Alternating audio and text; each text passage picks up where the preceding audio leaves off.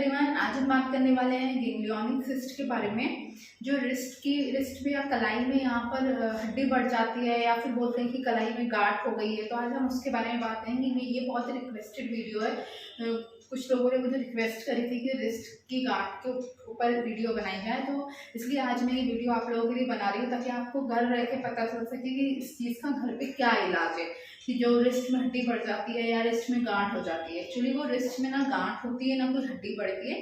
पहले हम ये जान लेते हैं कि ये क्या होता है और फिर उसके बाद हम जानेंगे कि हम इसे कैसे ठीक कर सकते हैं। अगर आप मेरे चैनल पे न्यू हो तो सबसे पहले आप मेरे चैनल को सब्सक्राइब कर लीजिए ताकि ऐसी ही बहुत सारी इन्फॉर्मेटिव वीडियोज़ आपको मिलती रहे। तो और इस वीडियो को एंड तक ज़रूर देखिएगा क्योंकि हम सारी एक्सरसाइजेस वगैरह सब कुछ डिस्कस करेंगे। तो आप आगे छोड़ देंगे अगर वीडियो देखना तो आप एक्सरसाइज नहीं देख पाएंगे। तो हम शुरू करते हैं। सबसे पहले ये जानना कि क्या होता है। इसे हम नॉर्मली मेडिकल लैंग्वेज में गैंग्लियोनिक सिस्ट बोलते हैं।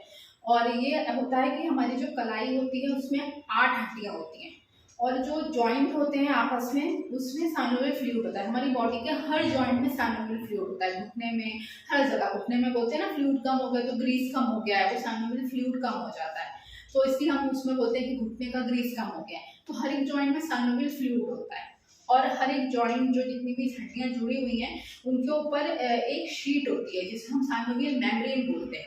जब वो शीट रप्चर हो जाती है, हम कुछ वजन उठा रहे हैं, कलाई ज़्यादा मुड़ गई, कलाई के बाहर हम गिर गए या फिर हमने वजन उठा लिया, तो ये हमारी जो शीट है वो रप्चर हो जाती है। और जब वो सारी हड्डियों के ऊपर जो शीट है वो रप्चर हो गई तो जो फ्लूइड है साइनोवियल वो बाहर आ जाता है और इस तरह से वो यहाँ पर हमारी गांठ बन जाती है। अब इस गांठ से सूजन हो सकती है, कलाई में दर्द होता है, हम कुछ काम नहीं कर सकते, पूरा दिन दर्द बना रहता है।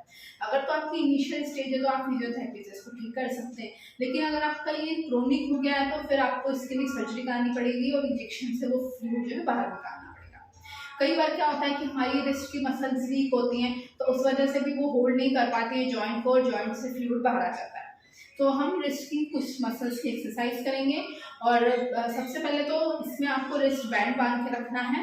अगर आपको गैंग्लियोनिक सिस्ट है तो रिस्ट बैंड ज़रूर अप्लाई करके रखें। हम लोग तो यही सबसे पहले सजेस्ट करते हैं पेशेंट जैसे ही हमारे पास आते हैं कि रिस्ट बैंड बांधिए। जब हम टाइट रिस्ट बैंड बांधेंगे तो जो फ्लूइड है वो दबा रहेगा, जो गांठ है आपकी वो दबी रहेगी और वो फ्लूइड अंदर जॉइंट में वापस चला जाएगा। तो इस तरह से आपको रिस्ट बैंड को हमेशा बांध के रखना है।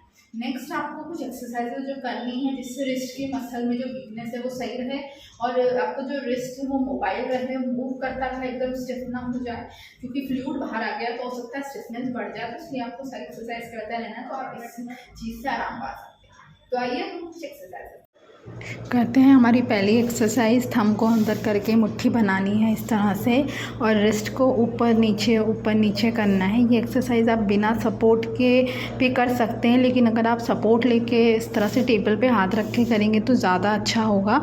और आपको ओवर मूवमेंट नहीं करनी है, ओवर एक्सर्शन नहीं करना है, क्योंकि ज़्यादा मूवमेंट करने से या ज़्यादा एक्सर्ट करने से अपनी कलाई को इस तरह से जो आपका गैंग्लियोनिक सिस्ट है वो आपको और प्रॉब्लम दे सकता है। तो जितनी रेंज इसमें दिखाई जा रही है उतना ही रेंज से आपको एक्सरसाइज करनी है। नेक्स्ट एक्सरसाइज में आपको इस तरह से थंब की तरफ और एक तरफ लिटिल फिंगर की तरफ अपने हाथ को डेविएट करना है।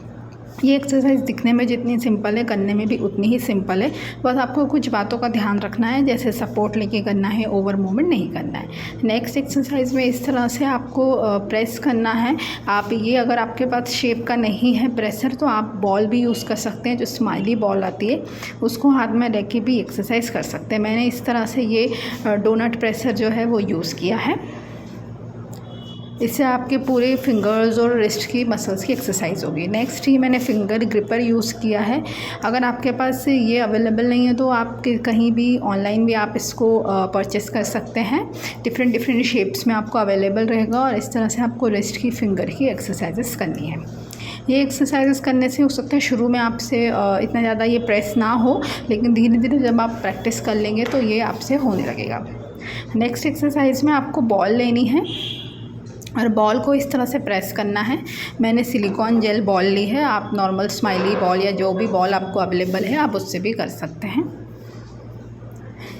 होप आपको ये वीडियो इन्फॉर्मेटिव लगी होगी, अच्छी लगी होगी। अगर आपको ये वीडियो हेल्पफुल लगी है, थोड़ा भी हेल्प इस वीडियो ने किया है, तो आप मुझे कमेंट सेक्शन में ज़रूर बताइएगा।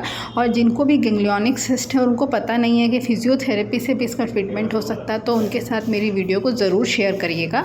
मेरे चैनल को सब्सक्राइब करिए। अगर फेसबुक इंस्टाग्राम से देख रहे हैं तो मेरे चैनल आप मेरे पेज को लाइक करिएगा। Thank you so much.